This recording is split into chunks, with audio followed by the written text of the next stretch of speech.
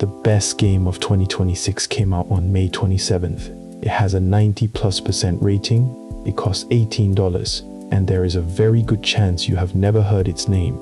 The sad part is what I'm about to do to you. I'm going to spend the next 10 minutes convincing you this game is special, and statistically, you're still not going to play it. That's not an insult, it's a prediction, and I can already prove it, because the same prediction has come true for some of the greatest games ever made, over and over, like clockwork. So this video is really about two things. One, small, brilliant game that deserves better, and the machine that decides which games you're allowed to fall in love with. Stick around, because at the end, I'm going to make the prediction personal. The game is called Schrödinger's Call. It's made by a tiny Japanese studio you've never heard of, called Acrobatic Chirimenjako. That's the game.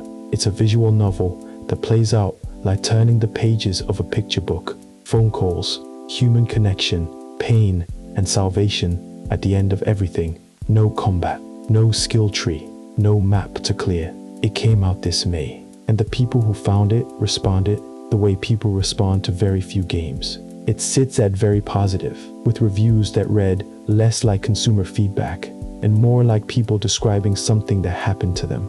And yet, under 1,000 reviews. For scale, a mid-tier AAA game collects that many reviews in its first afternoon. Multiply reviews by the usual owner estimates and you get a player count that wouldn't fill a mid-sized football stadium. The best reviewed new game I found all year, and functionally nobody on earth has played it. Now, the obvious question is, why? And the obvious answer is, no marketing budget. But that answer is boring, and worse, it's incomplete. The real reasons are more uncomfortable, because they're not about the industry, they're about us. Reason 1, it's a visual novel, and visual novel might be the most radioactive genre label in gaming. Say those two words and watch people's eyes glaze. It's not a real game, it's a book with pictures. It's reading. Here's what's funny about that. One of the most celebrated games of the last decade is functionally a visual novel with dice. Disco Elysium has no real combat system. Its gameplay is reading hundreds of thousands of words of it and choosing what kind of disaster you want to be. It won every award that exists, sits at very positive across 128,000 reviews, and the same players who worship it will scroll past anything labeled visual novel without slowing down. The label does the rejecting before the game gets to speak, and Disco Elysium only escaped the label because it dressed itself as an RPG and got a critical avalanche that made ignoring it embarrassing. Schrödinger's Call gets no avalanche. It wears the label on its sleeve. Reason 2 is simpler and dumber. It's quiet. The screenshot doesn't scream. Its best moments are private, which means the entire modern discovery machine, which runs on spectacle, has nothing to grab. Hold on to that idea, the discovery machine. Into the folder it goes, because first I need to show you the clockwork. October 28th, 2016. Its own publisher scheduled it into the crossfire. Prey, Arcane's immersive sim masterpiece, launches with a marketing campaign so confusing that most people thought it was a sequel to a game it had nothing to do with. Bombs, overwhelmingly loved now. Outer Wilds releases, a game about unraveling a solar system stuck in a time loop. No combat, no upgrades, just understanding. It survives on word of mouth alone and takes years to find its 100,000 reviews. See the pattern? None of these games failed on quality. They failed at being loud. The machine that decides what you play, the trailers, the algorithm, the influencer cycle, the storefront front page, doesn't measure how good a game is. It measures how well a game performs in a 30-second clip. And a whole category of brilliance simply cannot perform in 30 seconds. Schrödinger's Call isn't an exception to gaming history. It's the newest name on a very old list. Time to take the discovery machine out of the folder.